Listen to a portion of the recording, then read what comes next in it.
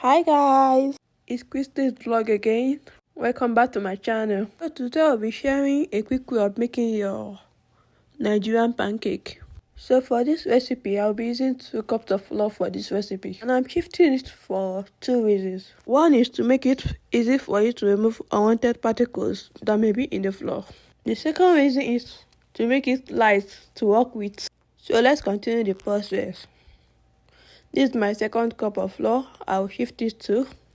And then after that, I will also be adding 1/4 teaspoon of salt and 1/4 teaspoon of nutmeg. You can choose to use cinnamon powder in place of the nutmeg if that's what you have. So this is me shifting the salt and the nutmeg into the flour. Then after that, I added my sugar. I added 1/2 cup of sugar and then I turned it with my spatula. I turned it to mix so that everything can mix well and be evenly distributed.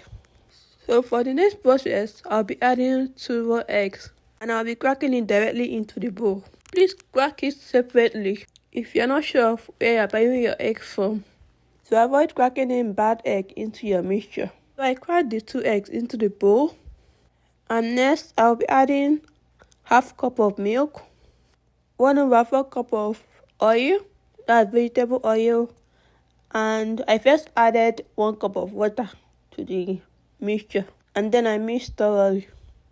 At this point it was still stiff, so I added more water. So in total I added 2.5 cup of water and mixed thoroughly. I mixed until 90% of the lumps were dissolved, as you can see in the video. Please note, your batter shouldn't be too thick or too watery. This consistency is okay. The Nigerian in me would have added pepper, but we don't eat pepper in this house. So this is me slicing my onion that will be going into the batter very soon. Please feel free to add pepper if you want to in your own experiment or your own recipe.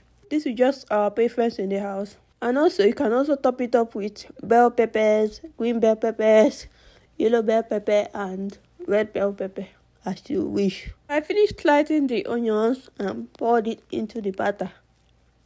I also mixed thoroughly to combine.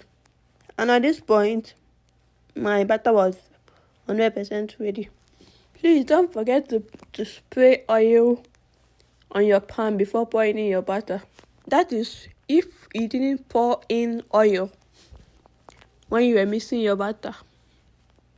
But if you did,